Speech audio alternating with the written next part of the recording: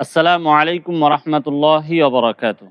ওয়া ইযা ক্বিলা লাহুম, যখন তাদেরকে বলা হয়, লা তুফসিদু ফিল আরদি, তোমরা এই জমিনের মধ্যে দাঙ্গা হাঙ্গামা সৃষ্টি করো না, অশান্তির সৃষ্টি করো না, বিশৃঙ্খলা করো না।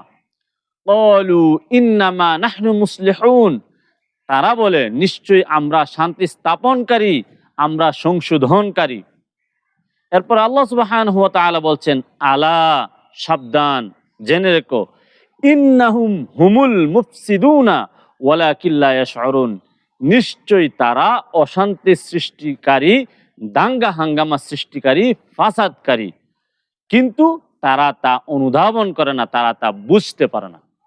বর্তমান সময়ে এমন কিছু লোক আছে যারা প্রকৃতপক্ষে শান্তি প্রতিষ্ঠার জন্য কাজ করে, তাদেরকে বলা হয় অশান্তির সৃষ্টিকারী। আর যারা অশান্তির সৃষ্টি করছে তারা নিজেরা দাবি করে যে আমরা সমাজে শান্তি প্রতিষ্ঠা করব, শান্তি প্রতিষ্ঠাকারী। বিবেচনা আপনার, আপনি বিবেচনা করবেন প্রকৃতপক্ষে কারা শান্তি প্রতিষ্ঠার জন্য কাজ করে আর কারা দাঙ্গা হাঙ্গামা সৃষ্টির জন্য কাজ করে। কারা দাঙ্গা হাঙ্গামা সৃষ্টি করে, অতীতেও করেছিল, ভবিষ্যতেও করবে বলে আপনার মনে হয়, এরকম যাদেরকে মনে হবে, অবশ্যই অবশ্যই আপনার, আমার এবং প্রত্যেকটা সচেতন নাগরিকের উচিত তাদেরকে পরিহার করা, তাদের সঙ্গ ত্যাগ করা।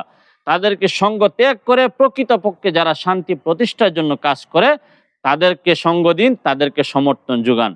ইনশাআল্লাহ আপনিও উপকৃত হবেন, আপনার সমর্থনের কারণে সারা দেশবাসী উপকৃত হবে ইনশাআল্লাহ।